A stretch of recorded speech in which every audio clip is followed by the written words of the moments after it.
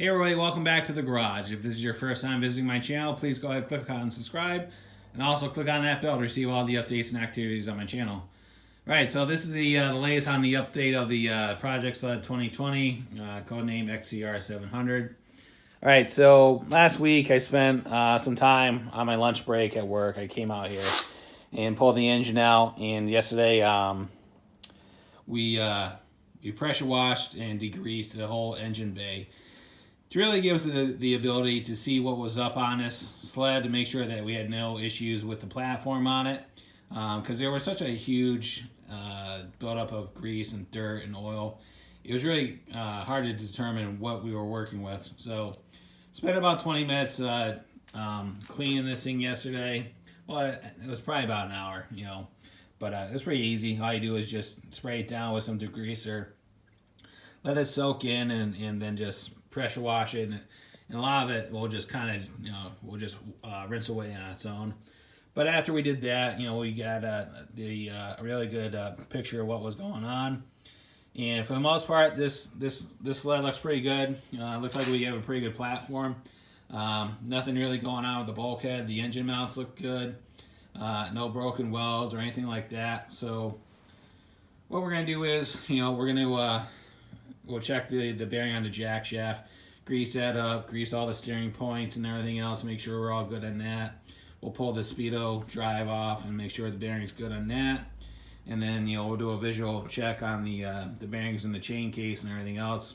And we'll check all the fuel lines and the filter on the oil and the filter on the fuel and make sure we're good on those. We'll probably just go ahead and order them and replace them just for good measure and go from there. But for the most part, we're in good shape. So I'm very confident that we're not going to have to spend a lot of time and money on the running gear on this particular sled, because I think we're in pretty good shape at this point. So we got the engine sitting over here on the workbench.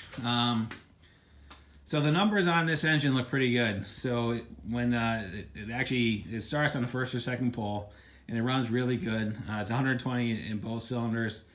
I looked through the Y pipe, looking at the piston skirts on both sides and in the front of the pistons on the exhaust ports, and they look good. There's no signs of scratching or anything like that, or scuff marks or anything like that.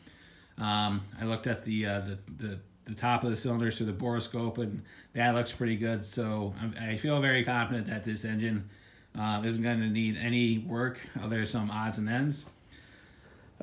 Still need to pull the clutch off on that and look at the oil seal on the PTO side, but I feel very confident that we're not going to address it at all.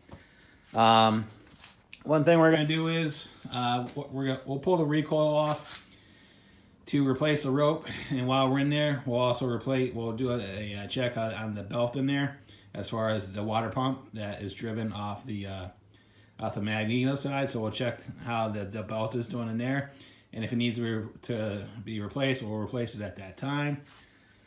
The carb boots actually look very good. I looked at them, and there's no cracks or tears or signs of delamination, so we're doing pretty good there.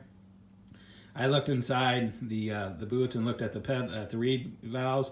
I didn't see any signs of any broken pedals, so the reeds look pretty good. And for the most part, once we cleaned the engine up and actually was able to look at everything, we're looking pretty good.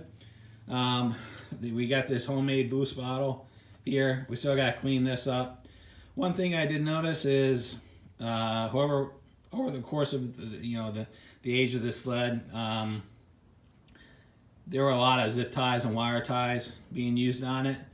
And I probably cut about 30 or 40 wire ties between the engine and inside the engine compartment on the sled. So there's a lot of stuff that was done for whatever reason, but now that we have it out, we'll use the proper clamps, say using zip ties and everything else. So now is the time to address it, so you don't have to look at it again. So we got the carbs off. These are Keen carbs. These are got them apart.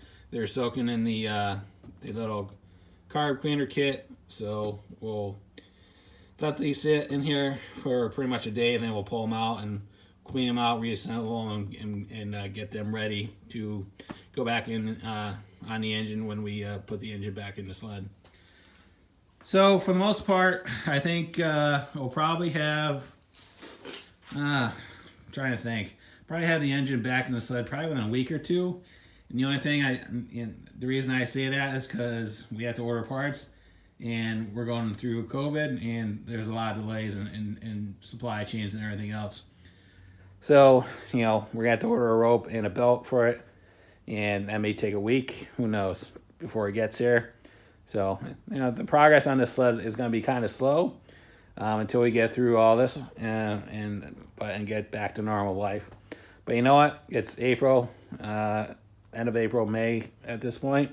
We still have plenty of time to get this thing done, no rush, and go from there. It's actually April 20th. So, all right. If there's any questions, comments, concerns, go ahead and leave them in the comments box. I'll answer them as quickly as I can. And as always, thanks for watching and have a great day. See ya.